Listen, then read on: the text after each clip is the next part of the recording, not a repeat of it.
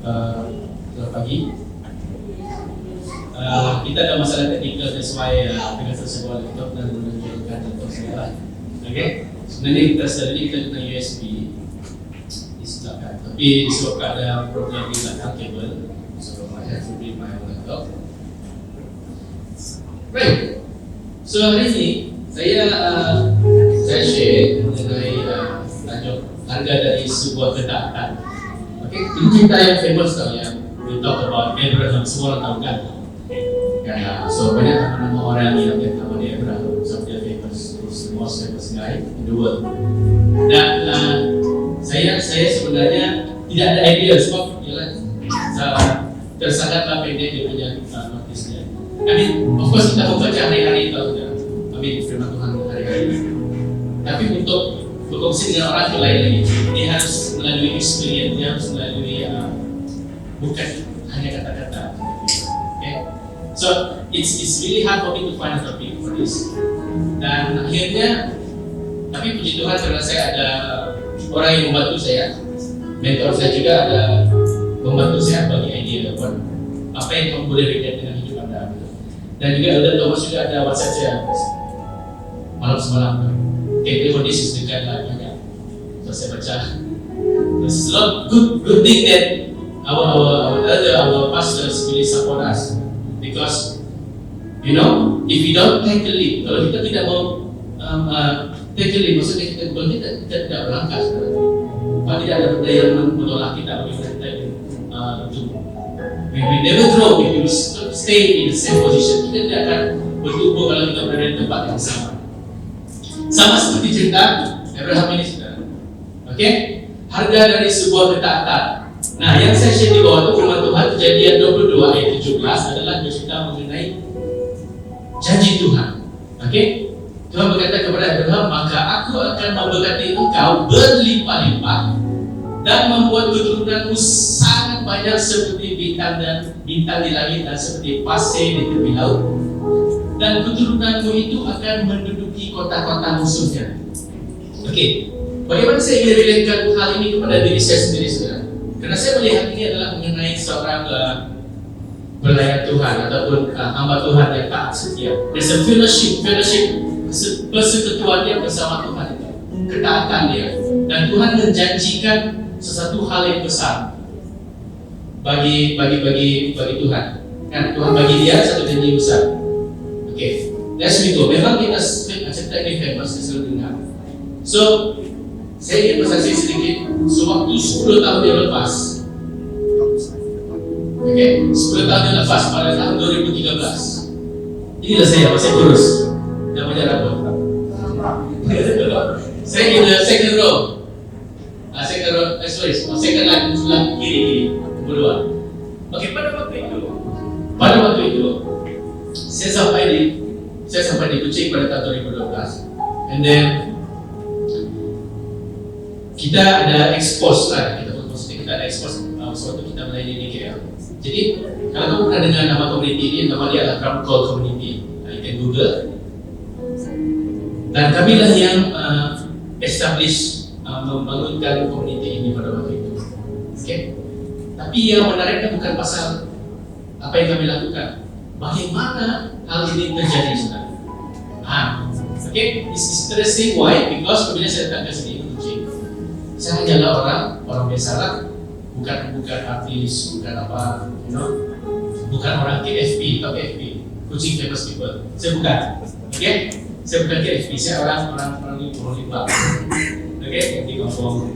Jadi it's not easy task for us last time. Jadi kemudian saya pun saya mempunyai satu beban, yaitu untuk memberkati ataupun untuk menyatukan dalam Kristen yang ada di Kuching pada waktu itu. Okay, so gambar ini saya ambil daripada newspaper Borneo Post, title The Rhythm of Faith. Nah, waktu itu kita sangat aktif, kan masih bujang kan, ada tuh friend lah tapi masih bujang. Okay, so saya actively melayani bukan saja di gereja, di campus juga sudah dengan pelajar-pelajar saya. Dan saya jarang ada masalah dengan friend saya waktu itu, dan sudah menjadi ex lah. Okay, karena saya sudah berkawin kan. Okay, so I'm very active sampai waktu wife pun saya punya girlfriend pun saya lupa sebab ada error dan tekor dalam untuk cover dia kelupaan itu. Because I'm so busy dengan pelayanan Tuhan. Karena pada waktu itu, I think this sermon mungkin sesuai untuk belajar, ataupun dia belum berkeluarga lagi. Karena this is the moment untuk anda melayani, this is the moment untuk anda mendengar, mencari panggilan Tuhan. Apa sebenarnya yang Tuhan mahukan untuk kita? Pada waktu itu saya sangat aktif, terus sangat aktif. Okay? Sudah ada aktif mencari duit lagi, aktif lagi mau melayani. Setiap kali saya orang paling last masuk rumah pada waktu itu. So kita train banyak dalam drama ataupun budak-budak yang baru. So disingkat cerita, kumpulan kami semakin besar. Oke, pada waktu itu ada juga Kera dan juga Teko membantu di situ walaupun mereka bukan drama. Tapi kenapa mereka join? Because they buy the idea of serving God. Oke, melayani bersama-sama. Benda yang kita minat, benda yang kita tahu, benda yang kita pandai. So we join it together dan memberkati orang-orang di sekitar. Apa yang best sebenarnya waktu itu adalah ini first time kita pergi di Kalayak Ramai. Selalunya kita di tempat tertutup lah. So inilah first time kita berada kita buat di City One. So sewaktu saya menubuhkan kelab ini, saya bersama dengan tim-tim lain, ada Gideon, ada lagi Kiki, banyak lagi lah tim-tim kami. Because saya terpaksa lead grup ini, saya diberikan jawatan presiden dan saya paling aktifkan waktu itu. Dan of course kita ada tim-tim yang sangat setia bersama-sama support. Okay? Dan pada waktu itu, so kita sebenarnya idea hanyalah untuk datang promote drum call dan pada waktu kita kita bawa orang join bersama-sama. Tapi tidak saudara. That time, sewaktu kami berdoa, yang itu yang mana namanya? Ada satu saudara mengatakan kepada saya pada waktu itu adalah say my name. So saya sangat terharu waktu itu, sekarang masih terharu. Dia cakap say my name. Yalah, maybe openly kan kalau aku mau cerita pasal Yesus kan. Malulah waktu itu. Saya punya perception tidak sampai sana level saya waktu itu. My burden ada, tapi saya pasal boleh juga kan kita kasih berkorban di awal. And dia cakap say my name. It's like bukan sekali tau. Waktu saya berdoa masih lagi kuat. Dan saya aminkan. Dan before we start, saya terus ceritakan mengenai Tuhan Yesus pada waktu itu. Dan suatu saya cerita mengenai Tuhan Yesus, ramai orang datang. Mungkin mereka memang ada yang Kristian, and they feel inspired by that. Mereka sangat terinspirasi. So everybody will support us. Dan ada juga yang daripada agama yang lain. Dan pada waktu itu the atmosphere very different, sangat luar biasa, dan puji Tuhan kami terus berkembang sehingga saya sudah mempunyai anak gitu, dan saya serahkan itu kepada orang lain gitu. So the point is here, ketaatan itu sangat penting. Kita harus mempunyai ketaatan itu bersama dengan Tuhan. Maksudnya walaupun kita ada kelemahan di situ, tapi kita apabila Tuhan memakai kita harus get ready for it. So daripada cerita Abraham itu, ini telah saya mengenai bagaimana saya dan bersama tim-tim yang lain membentuk satu komuniti di mana kita sebenarnya tujuannya adalah untuk kira consider tim-tim drama yang ada di Kristian, dan puji Tuhan kita percaya dan banyak performa yang kita sudah lakukan di mana-mana. Kita masih famous artis kan, tapi ada di situ. Apabila ada event kita ada di situ. Oke? Dan hasilnya adalah karena ketaatan kami. Kami tetap setia bersama-sama, kami berkumpul. Karena pada waktu itu semua masih muda lagi, ada yang belum bekerja, masih ada yang study. So masa di lapangan itu ada di situ. But saya mau remind balik kepada kita semua bahwa yes, kerja is kerja, family is family. Tapi ini firman Tuhan ini juga adalah reminder untuk saya sendiri. Apabila saya lihat ini kembalikan, saya wow, ini kan saya dulu. Ya. So it's remind me back, bagaimana dengan pelajar-pelajar sekarang nih? Oh, pelajar-pelajar sekarang mesti habis tadi masuk bilik mulai for this end of story, tidur, spend masa di sorak. So saya fikir, oh, ini adalah hal yang saya dapati yang terjadi kepada Abraham. Terima kasih. Oke ya. Oke, yang pertama kita belajar 3 poin saja. Yang pertama adalah yang kita dapat belajar dari Abraham adalah ketaatan. Sebelum itu saya mau cerita sedikit pasal Abraham. Kiranya ada kita yang tak ingat, saya pun tak ingat, saya baca, saya ingat adalah. So, ini cerita simpel saja. Pada suatu hari Tuhan menjanjikan Abraham satu kawasan yang luas, tanah yang luas. Dia cakap, Abraham, you go there. Kamu pergi sana, kamu beranak pinak dan kamu menguasai tanah itu. Basically macam itu. Tapi remember, Abraham ini adalah anak orang kaya. Dia adalah orang yang kaya. Dia adalah seorang businessman yang berjaya, sangat kaya, luar biasa. Dan mereka itu berasal daripada Mesopotamia. Kalau Anda refer kepada sejarah lama Mesopotamia ataupun Babylonia, itu adalah tempat yang paling modern, paling maju di dunia pada waktu ketika. Oke, basically dia berada di Baghdad city area. Dan Tuhan selalu Baghdad suruh dia pergi lawas contohnya. Apa saya mau buat dia lawas? Apa saya buat dia limpah? Kamu pergi sana. Dan pada ketika itu, parent Abraham bukanlah orang miskin, bukan menyembah Tuhan. Mereka adalah orang yang menyembah atau menyembah berhala. Just imagine Abraham yang selama ini ikut parent dia, suddenly ada dengar suara Tuhan yang mengatakan, Abraham, aku adalah Tuhan, pergi, tinggalkan tempat kamu. There's a reason kenapa Tuhan suruh dia pergi ke sana, tempat yang dia tidak tahu, tidak ada idea. There's a reason. Why? Karena Tuhan tidak senang dengan kehidupan mereka yang di sana. Maksudnya, setelah melalui zaman Nuh, kan? So, orang diclearkan, so keluarga Nuh, lepas itu beranak pinak, manusia lupa lagi pasal Tuhan. Itu boleh terjadi dengan kita, saudara, kalau kita tidak fokus, kalau kita tidak taat. Boleh jadi in 20 years, 30 years kita tak ada gereja lagi. Kenapa? Sudah masing-masing busy dengan kehidupan yang lain, menyembah benda lain, fokus benda lain. So that is what happened. Tuhan tidak senang dengan hal ini, so dia bawa Abraham keluar. So Abraham just follow. Nah itulah yang ketaatan yang Abraham lakukan dan dia follow. Dia tidak ada idea pergi mana. Dia tak tahu mau ikut siapa orang ini sebenarnya. Dia tidak tahu. He had no idea where to go. Dia hanya keluar bawa, ya kan seperti orang kaya kan. Dia bawa hamba-hambanya satu grup. Satu grup mereka keluar daripada tempat yang famous, tempat yang paling modern, keluar ke tempat yang dijanjikan Tuhan pada waktu itu. Tuhan menjanjikan tanah keturunan. Dia percaya, dia pergi keluar. Okay. Karena iman Abraham taat ketika dia dipanggil untuk berangkat ke negeri yang akan diterimanya menjadi milik pusakanya, lalu dia berangkat dengan tidak mengetahui tempat yang dituju. Contohlah kamu kan, kita sekarang kita mau di office, tiba ada satu seorang, Dedi, pergi kamu ke Kalimantan Barat saya Dedi, terus mimpi, ini kedua ini mimpi. Tak mungkin, macam mana saya bisa sudah ada duit semua kan? Sudah saya duit, masih bujang. Saya perlu ke eksterior sama kan? So, tapi Abraham ini simple. Dia percaya itu Tuhan, dia pergi saja. Okay?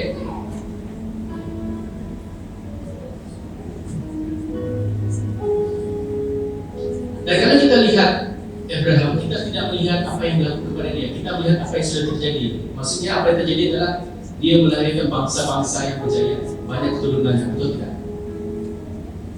Semua orang mau menjadi seperti Abraham, tapi tidak semua orang mau membayar harga seperti dia. Kita semua mau benda-benda yang best, mau benda yang berjaya, tapi kita tidak mau bayar harga karena kita rasa salah benda. Kita tend to melihat kelemahan kita. Kan? Dan yang kedua saudara, apa yang kita boleh belajar daripada Abraham pada waktu ketika itu adalah membayar harga. So setelah dia keluar daripada tempat itu, pada satu hari, maksudnya waktu itu Abraham sudah settle down di satu tempat. Abraham tidak pernah settle down lama tau. Dia seperti orang normal, berpindah rendah. Karena mengapa? Karena dia dengan perjanjian Tuhan itu bagi saya agak pelik. Dia mengambil masa yang sangat panjang untuk Tuhan menunaikan janjinya. Just imagine, kita baru 2-3 tahun tak ada result, kita frust. Tahu tak? Apa tu? Apa dosaku? Apa yang telah aku buat? Apakah kutukan. No. God has this fellowship of kita pakai fellowship of passion. Tuhan itu panjang sabar, panjang. Kalau kita tunggu berpuluh-puluh tahun baru apa? Baru Tuhan tunaikan janjinya. Baru ada anak. Just imagine betapa sabarnya, betapa taatnya Abraham ini. Dia boleh saja, ayo di sana hidup di situ.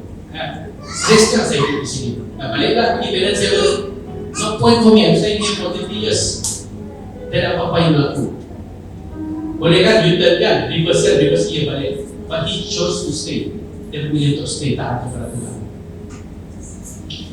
Dan kesabaran ataupun ketaatan Abraham ini bukan saja diuji melalui janji-janji yang lama untuk diberi ataupun janji yang lama untuk ditunaikan. Bahkan dia terpaksa membayar harga. Just imagine. Contoh, kita telah diberi, kita berdoakan selama ini. Jadi saya juga berdoa di klinik kompeni-kompeni ataupun di tempat yang saya mau bekerja. Bila kita berdoa. Apabila saya dapat, apabila benda itu mau ditarik balik, sedih tak? Sedih tidak? Tuhan, kenapa kau tidak membantu saya? Kenapa kau membantu saya dalam Tuhan? Kenapa kau membantu saya dalam itu?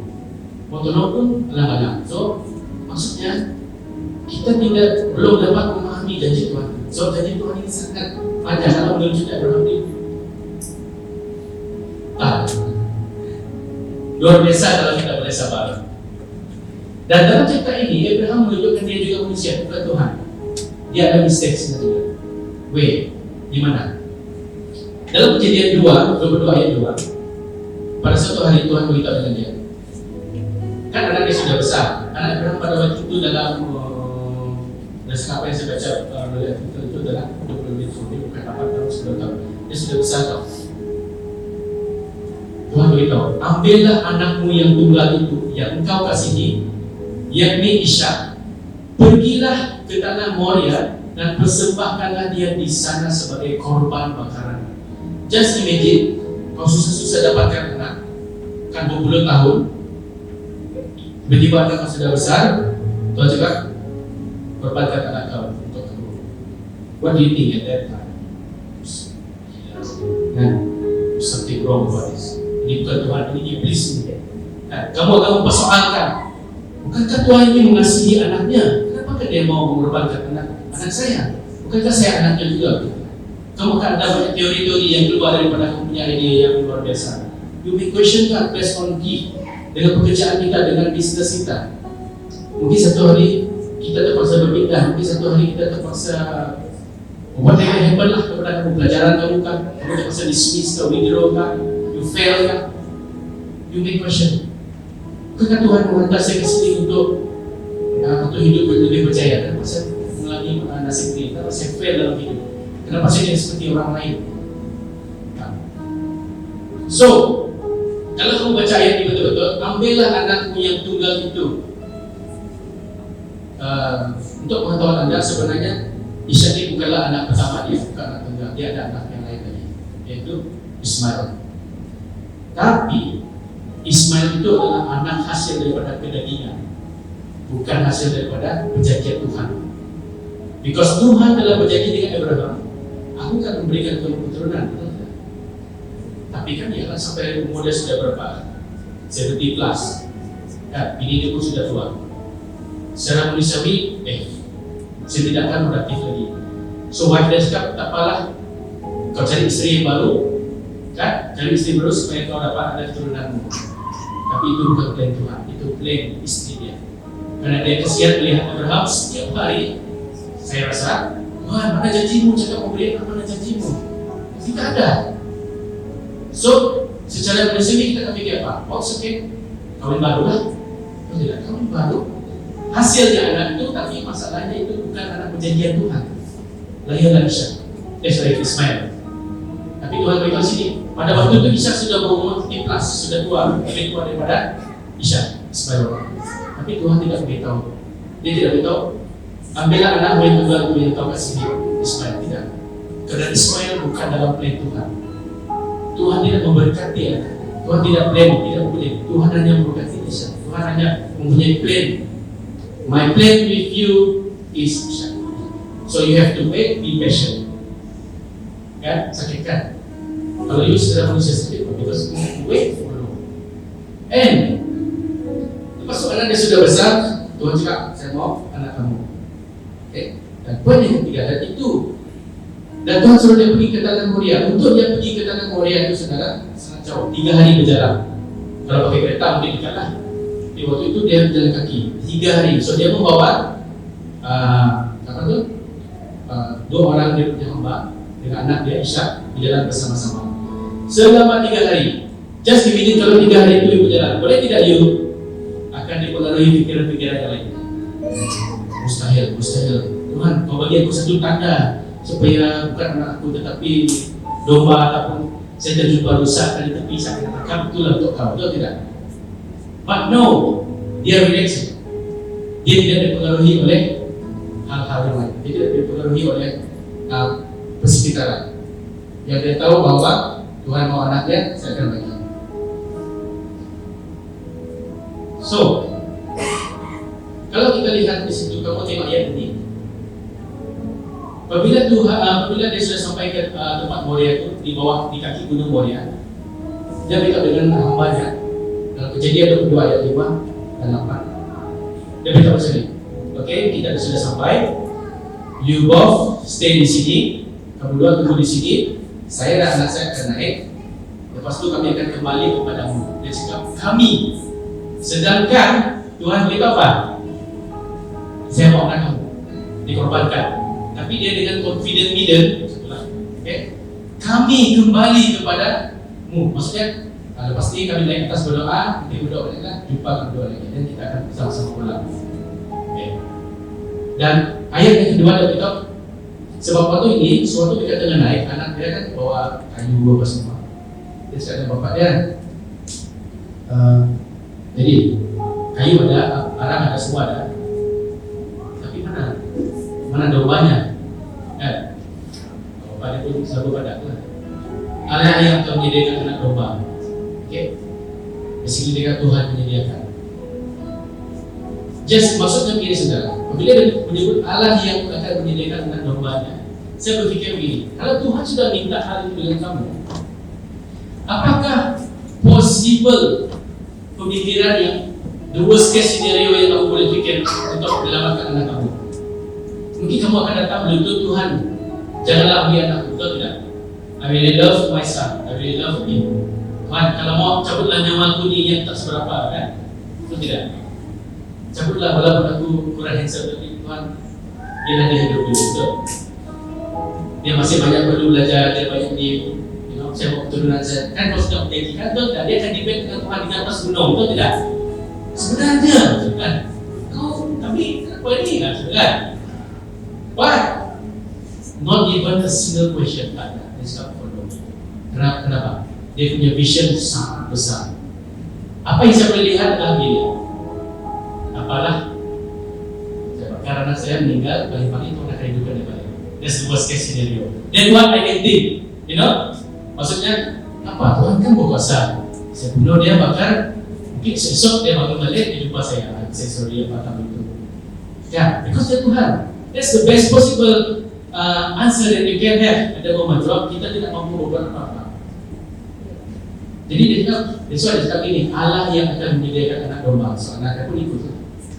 Itu dia. So waktu dia bagi itu, dia ibarat iman dia sangat besar. So dia hanya mengikuti. Seterusnya kamu tahu dari sisi istri kan. So anak dia balik. Mereka cakap, kejap, sorry, lagging tadi domba tu on the way, sorry lambat. Dia cakap, okay, no, kamu sangat setia. Kamu mengikuti Tuhan tanpa apa-apa solat. So, that's why dia berjanji Kejadian 22 ayat 17. Kan? Karena kesetiaan dia, ketaatannya. Don't you think he's so amazing? Kan? Kalau saya seperti dia, saya pun sudah lama. Kan? So waktu saya sampai di tempat itu saya sudah give up. Because it takes years, many years untuk Tuhan menunaikan janji. Dan just just to tell you, sebenarnya Abraham sewaktu dia hidup, dia tak pernah pun menjumpai tanah yang dijanjikan. Dia hanya dapat satu tanah saja, yaitu tanah perkuburan untuk istri selepas dia meninggal. Dan tapi because of the dia cakap agreement dia dengan Tuhan itu, the legacy dia yang menyambungkan. Berkat itu turun kepada keturunannya, bukan kepada kita. Bukan kepada dia. Kan? Jadi apa yang kita lakukan sekarang pada saat ini, saudara, itu bukan mengenai hal sekarang. Itu mengenai hal future yang kita tak dapat fikirkan. Benda-benda yang kita tak dapat. Setiap tindakan kita itu akan menghasilkan kesan yang panjang. So, iman itu sangat penting, saudara. Dimanapun kita berada pada ketika ini, iman itu sangat penting. Hari-hari ini orang meletakkan iman mereka terhadap pekerjaan, peluang, kelebihan. Apalagi kamu meletakkan iman kamu kepada seseorang, dan kamu tidak akan meletakkan iman kamu kepada kelemahan. So sekiranya jika kamu terdapat kelemahan, itu akan menjadikan satu alasan untuk kita untuk tidak mengikut rencana Tuhan, untuk tidak beriman kepada Tuhan. Contoh saya sendiri pun sama. Saya ada peluang untuk melakukan suatu hal yang besar, tapi saya pikir saya tak pandai pun, saya tak ada budget. It's okay lah kan. I've been through that. Saya sudah pernah berugi banyak kali karena tidak percaya akan diri. Karena saya selalu melihat kelemahan saya sebagai satu alasan untuk saya tidak meneruskan sesuatu hal. It's normal, so kita manusia. But here I am to remind you back that iman itu sangat penting. Karena kita percaya seperti Abraham ini, ketaatan itu sangat penting. Dan yang kedua adalah kita harus membayar harga. Ya benar. Kalau kita mau sleep, kita buat exercise kan, mana dapat tidur makan kita boleh sleep? No, it's very simple. Basic, jaga pemakanan 70% dia mempengaruhi kita punya fat. Sama juga dengan hal-hal yang lain. Kita kena membayar harga. If you want to grow, tinggalkan hal-hal yang tidak buat kamu grow. Tak semestinya kawan, mungkin tak biar kamu sendiri. Sampai orang selalu menyalahkan kawan. Ternyata bagi saya ada juga. Tapi sebenarnya diri sendiri yang bisa. Okay? So paling penting, saudara, sebenarnya Tuhan ingin menggunakan kita sebagai alat Tuhan, sebagai alat Tuhan untuk memenuhi tujuan Tuhan. Tuhan memakai kamu supaya kamu dapat menjadi alat untuk Dia menyampaikan tujuan. Apakah tujuan Tuhan? Untuk memberkati kehidupan keluarga kita, untuk memberkati setiap kita, bukan kecelakaan, tapi masa depan yang penuh harapan. So we have to be alert dengan Tuhan. Dan janganlah sampai kita mengharapkan pekerjaan kita untuk meneruskan kelangsungan hidup. Tak apalah, saya begini sejak saya sudah ada kerja atau anak ini, okey lah, sip. Pergi kerja macam tu. No, you have to be ada fellowship individually dengan Tuhan. Kalau pada hari ini, saudara, kalau kita belum merasakan jawaban Tuhan, be patient. Recall back, tanya diri sendiri, bagaimana, apa yang saya harus lakukan? Berdoa, Tuhan di situ, Tuhan ada di bersama-sama kita pernah jawab. Hanya kita sendiri yang menjawabkan diri kita kepada Tuhan. Jangan pernah rasa kelemahan itu yang menyebabkan kita tidak mencapai apa yang kita inginkan. Bukan. It's just a matter of time. Mungkin apa yang kita minta itu bukan keperluan, bukan apa yang kita mau, bukan apa yang Tuhan mau. Tuhan hanya bagi apa yang kita perlu. Okay? So, kalau kita betul-betul maukan benda itu, we have to be focus. Macam kita menanam tanaman, we have to be focus. Kalau kita fokus kepada tanaman itu, kita bisa berbuah. Kalau kamu tidak fokus kepada tanaman itu tidak akan besar. Oke, mari kita bangkit berdiri.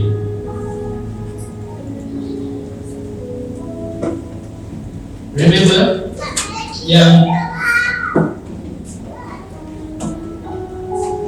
jadi Tuhan itu itu tidak pernah tidak ada, saudara. Dia sentiasa ada, amin. Sentiasa ada. Tinggal kita taat setia. Bila saya pun tak tahu. Hanya Tuhan yang tahu. But we keep on growing. Kita tetap terus berusaha, berdoa.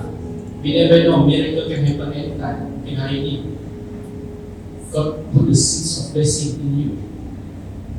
Ya, apapun decision kamu pada saat ini, itu mungkin akan efek masa depan Anda 5-10 tahun yang akan datang. So, jadilah legacy, jadilah orang-orang yang jadi berkat buat keturunan-keturunanmu seperti Abraham. Kita memang diberkati, saudara. Kita tidak pernah, kita tidak dikutuk selagi kamu percayakan Tuhan Yesus. As long as we believe in Jesus Christ, arahkan mata kita kepada Tuhan. Apapun masalah kita pada saat ini, itu hanyalah alasan untuk kita untuk tidak bertumbuh. Keep on growing, keep on improving. Terus taat kepada Tuhan, karena kita tahu bahwa tiada jalan lain. There's no other way except Jesus. Selain Tuhan Yesus. Mari kita berdoa. Haleluya. Bapa di surga, kami syukur Tuhan atas segala kebaikan pimpinan-Mu. Kami percaya Tuhan bahwa tidak ada hal yang dapat menghalang kami Tuhan daripada menerima berkat-Mu. Tidak ada hal yang dapat menutup jalan berkat-Mu Tuhan. Tuhan, kami berdoa agar Kau berikan kami satu kasih Tuhan. Ajari kami Bapa untuk terus hidup dalam kasih, untuk mengasihi Engkau Tuhan dengan sungguh-sungguh. Dan kami mau Tuhan agar berkat melimpah ke setiap teman-teman yang ada di tempat ini. Terhadap saudara-saudara kami pada pagi ini Tuhan, Engkau membuka tingkap berkat buat mereka, apapun yang Tuhan situasi. Berikan kami kekuatan Tuhan untuk menghadapi hari-hari seperti ini Bapa. Dan berikan kami hikmat untuk melakukan hal-hal yang sukar agar kehidupan kami Tuhan dapat diteruskan dalam kami kemuliaan Bapa. What we need is the fellowship of passion, ketaatan. Dan kami juga mau Tuhan membayar harga Tuhan. Dan setiap saudara yang ada di tempat ini, kami percaya Tuhan Kau telah memberkati dia, Kau memberkati mereka. Terima kasih Tuhan atas segala hal yang telah Kau sediakan buat kami, baik sekarang, esok, dan selama-lamanya. Kami bersyukur, terima kasih Bapa, karena Kau telah memberkati kehidupan kami serta keluarga kami Bapa. Kami mau terus bertumbuh dalam Engkau, kami mau terus diberi kekuatan dalam kehidupan kami Bapa. Kami sangat memerlukan Engkau Bapa, dan percaya Tuhan hanya Engkau, hanya Yesus Juru Selamat kami. Dalam nama Tuhan Yesus kami berdoa. Amin. Saya berdoa.